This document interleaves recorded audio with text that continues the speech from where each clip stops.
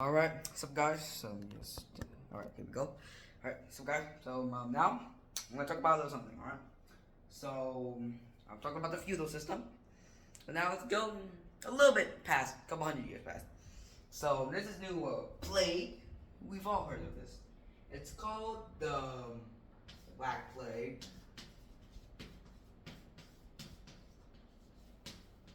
Or more scientifically called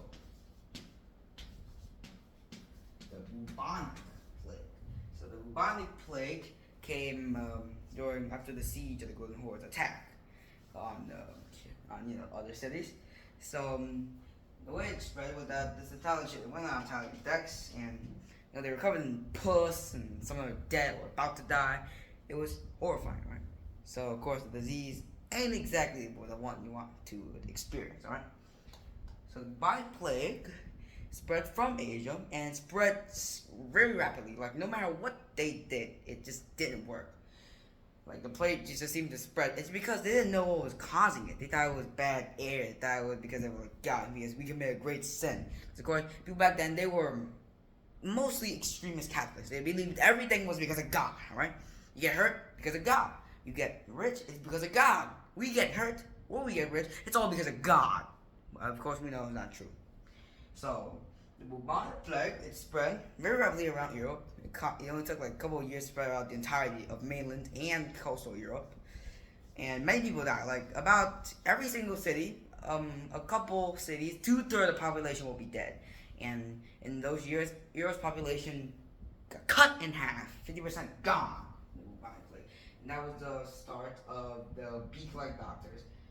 So, of course, unlike common belief, these doctors didn't appear until like early 13th century. Of course, not exactly like in the films, right? They're not scary. They're just weirdly looking. And they made these pungent things that apparently just ward off miasma. So anyone who doesn't know, miasma, it was the name of the bad air I was talking about. They believed that it was spread the bubonic plague because it came from dead animals or rotting trees, which was untrue. It smelled like shit, but it's not causing the spread.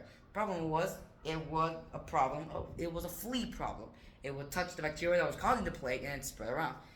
But of course, we don't know if the plague doctors kind of got a little advantage. It was like, they can't get in because of their clothes. It was long robes, oiled, to, keep it safe. And they had many ways of dealing with the plague. Some of them very barbaric. One of them literally involved putting a red hot poker onto the pus that grew under your armpits. Yes, pus grew under your armpits. Not the best thing to experience. So afterwards, Europe is left in the destroyed state, of course, and the peasants all move to cities. But it makes the lords and the knights weaker, so they have to pay peasants and the serfs more for them to stay here, and they give them like better workspace because, of course, they can just leave. Like, they can fight back. I mean, you're just one man; they're hundreds, not just dozens. That's enough to defeat you. Like, come on.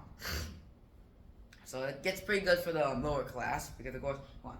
And then after a couple of years later, the Magna Carta was signed, which was one of the first, actually the very first, declaration of human rights. Because, yeah, sure, there were a couple of laws about people, but it just got broken every single time.